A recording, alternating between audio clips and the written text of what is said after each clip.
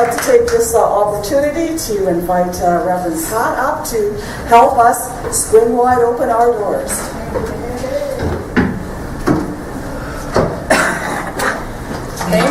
Thank you, Barbie, for the music this morning. Did One World make you cry?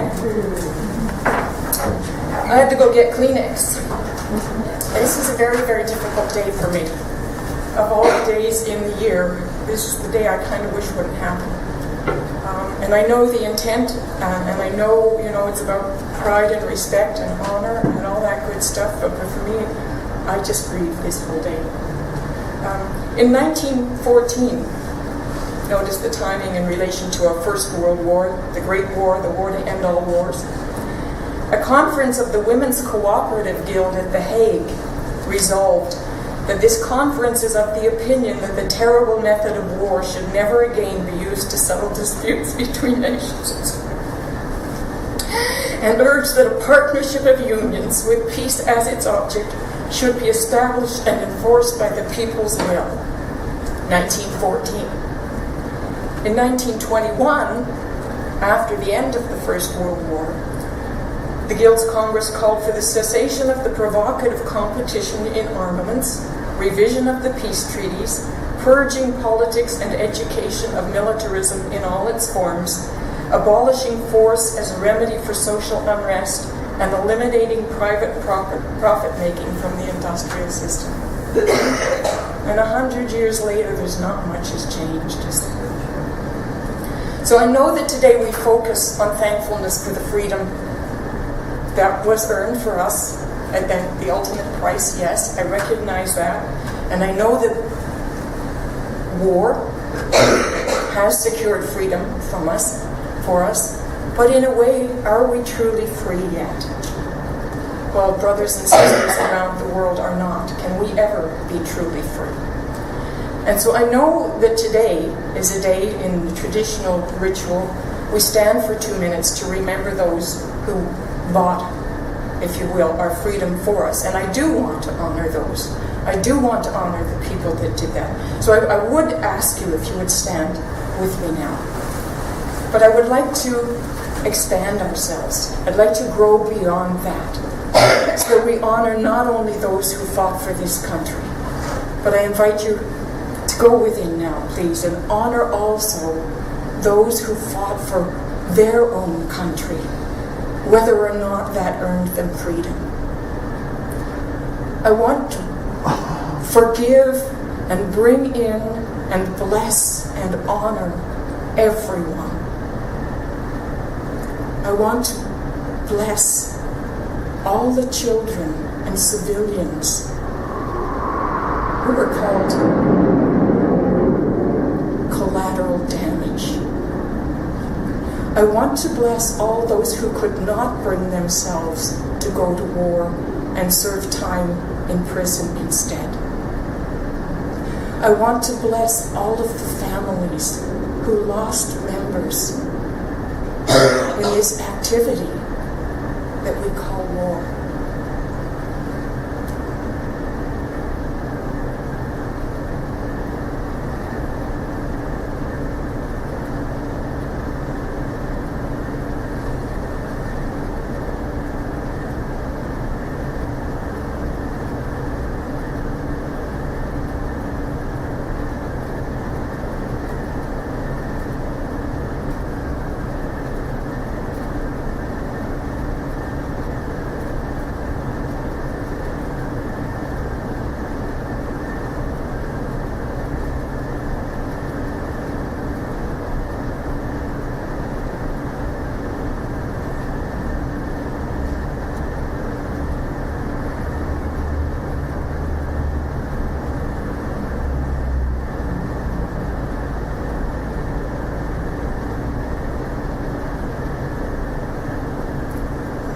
Thank you. Please be seated.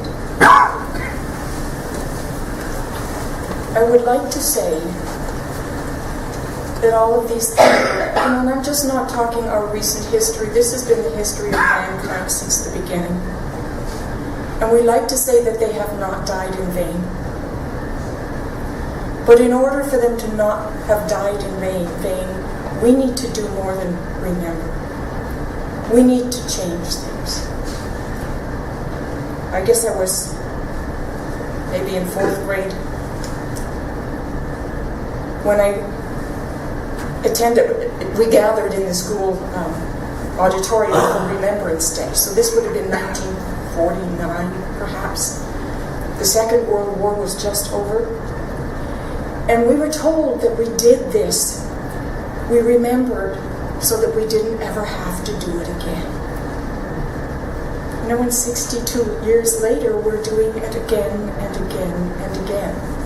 So, people with our teaching, I think we can move the world beyond this. I think we can. You know, I had relatives who spent time in jail as conscientious objectors. I have a friend who returned from Vietnam addicted to drugs and very disillusioned, having realized what he thought, that he was not fighting for freedom at all, but for his country's oil interests. You know, I don't want to go into all the politics of that. And I have relatives who were killed in the First World War and the Second World War. So I don't in any means want to disparage what we're honoring there. But we need to take it further.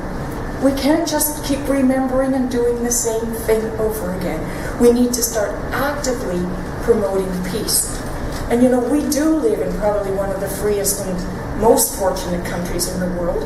And I don't want to be patriotic and proud about that.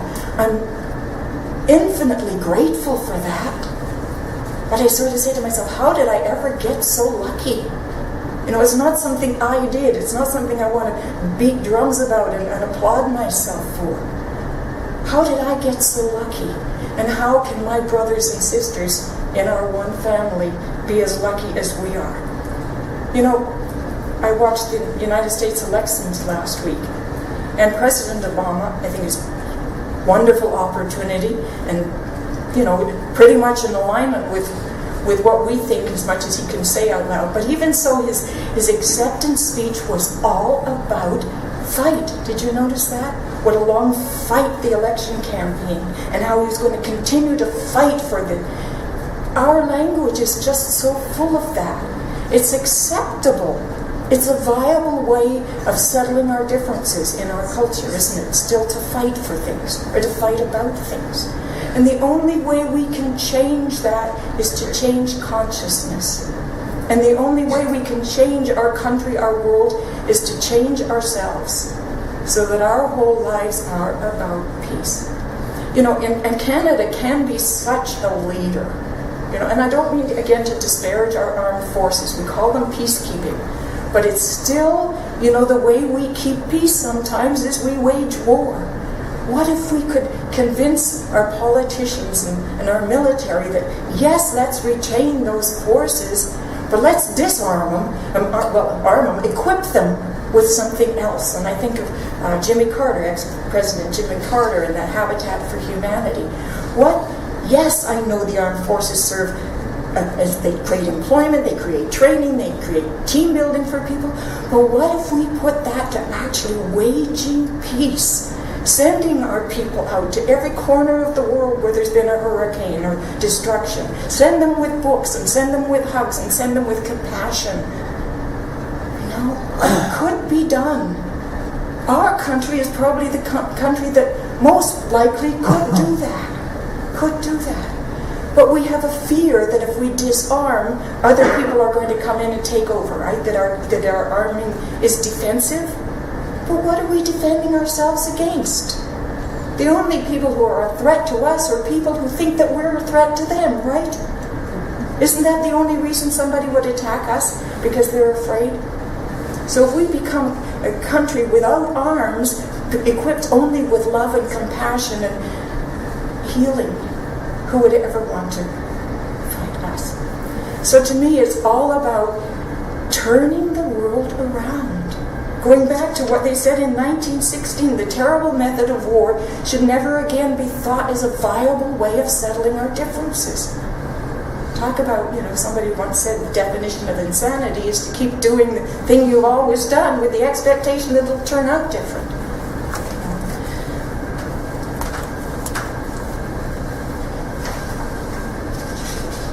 So what I'd like to do, I just want a couple more points, and then what I would like to do is go into the Planetary Commission Peace Meditation that we do on New Year's Eve, and I thought it would be a good thing to do today. But a couple of points I just wanted to make is during the Second World War, the French put all their faith in the Maginot Line. I don't know if you're aware of that. It was a line that was supposed to be impervious. Nobody could ever get through it. It took the Germans 1 month. And once they, whatever they did, can't think of the word, once they got the Maginot Line, they also got all the weapons and the ammunitions and food and everything that was stored in that, and they were able to turn that against the French, the very people who built it for their protection. The Great Wall of China was built as a defensive wall, but not only was it conquered, it was used as a direct, speedy route straight into the heart of Peking. You know, the insanity of putting our faith in something out here to keep us safe. We have to turn within. This is the only thing that can keep us safe, is our consciousness, our love, our compassion, and our forgiveness. So I invite you just to go into the quietness. And this is the Planetary Commission World Healing Meditation by John Randolph Price. In the beginning,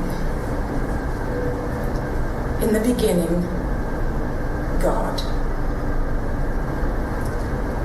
In the beginning, God created the heaven and the earth. And God said, "Let there be light." And there was light.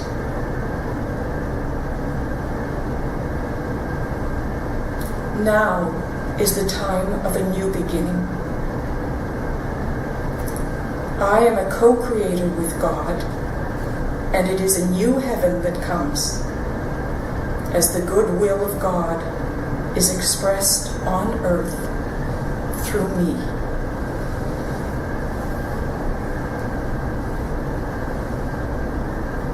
It is the kingdom of light, love, peace, and understanding.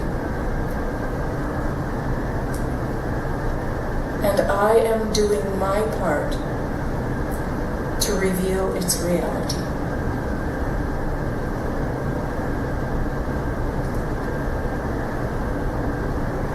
I begin with me.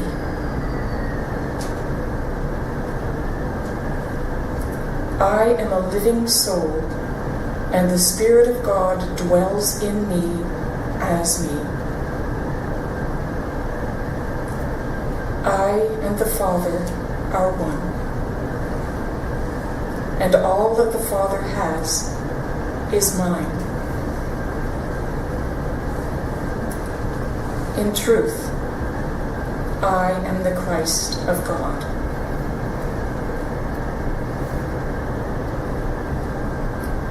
What is true of me is true of everyone.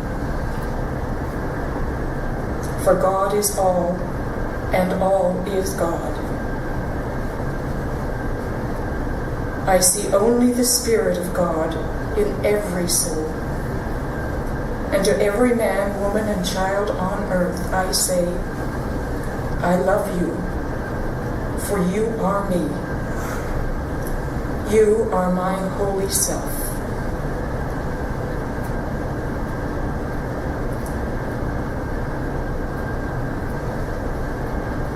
I now open my heart and let the pure essence of unconditional love pour out.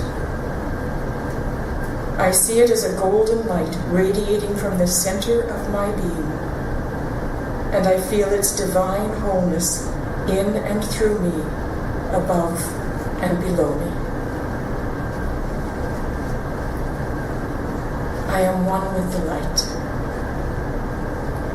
I am filled with the light. I am illumined by the light. I am the light of the world. With purpose of mind, I send forth the light. I let the radiance go before me to join the other lights. I know this is happening all over the world at this moment. I see the merging lights. there is now one light. We are the light of the world. The one light of love, peace, and understanding is moving.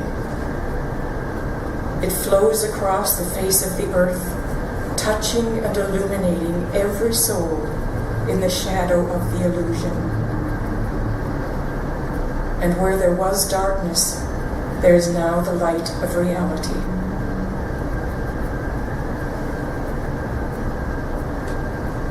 And the radiance grows, permeating, saturating every form of life. There is only the vibration of one perfect life now. All the kingdoms of the earth respond, and the planet is alive with light and love.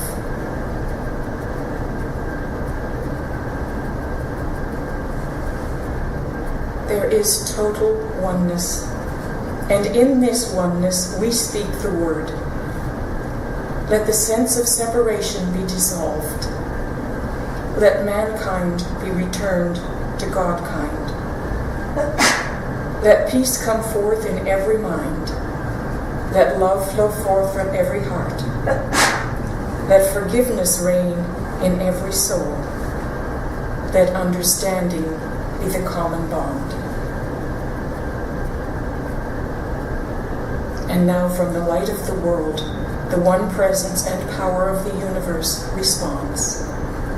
The activity of God is healing and harmonizing planet Earth. Omnipotence is made manifest. I am seeing the salvation of the planet before my very eyes. As all false beliefs and error patterns are dissolved. The sense of separation is no more.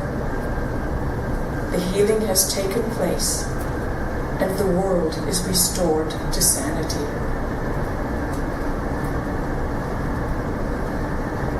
This is the beginning of peace on earth and goodwill toward all. As love flows forth from every heart, forgiveness reigns in every soul, and all hearts and minds are one in perfect understanding. It is done, and it is so. Thank you. The only way we can bring peace to our planet is to release the idea of separation. That we are different from anyone. We are all one.